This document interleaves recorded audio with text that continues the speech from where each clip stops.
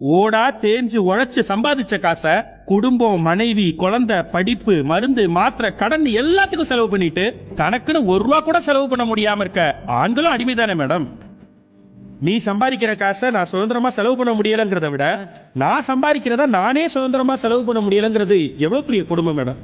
இங்க ஆண்களுக்கு எங்க மேம் இருக்கு பினான்சியல் இண்டிபெண்டன்ஸ்? அது எப்படி மேடம்? இந்த நாட்டில் ஒரே ரூபாத்தால் தான், ஆனா அது பெண்கள் சம்பாதிக்கிறப்ப சாதனையாவும் ஆண்கள் சம்பாதிக்கிறப்ப கடமையாவும் பார்க்கப்படுது. நீ ஆம்பளை, நான் பொம்பளை, நீ எதுக்கு எனக்கு எழுந்து சீட்டு கொடுக்கணும் பஸ்ல? உட்காரு, நீயும் நானும் சமந்து சொல்றதுதான் மேம் ஃபெமினிசம். நீ ஆம்பளை, நான் பொம்பளை, நிக்கிறேன் பாரு, எழுந்துரு அப்படின்னு சொல்றது சூடோ ஃபெமினிசம். இங்க ஆணாதிக்கத்துக்கும் போலி பெண்ணியத்துக்கும் ஒரு பெரிய வித்தியாசமும் தெரியல. பொறுப்புகிறதுக்கு சகித்துக்கிறதுக்கு நம்ம என்ன பொம்பளையா? ஆம்பளமா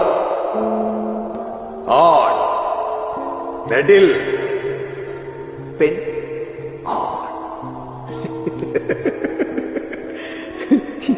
எவ்வளவு கேவலமான பிறவிங்கல்ல நம்ம.